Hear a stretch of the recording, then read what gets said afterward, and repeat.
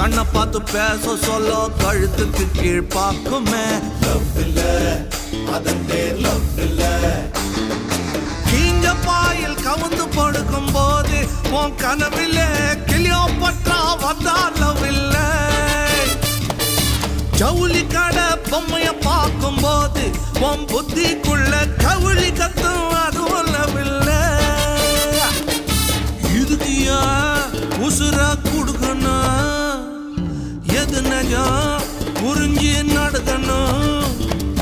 காதல் ஒன்னியும் கடவுள் இல்லையாடா, இந்த எழுவு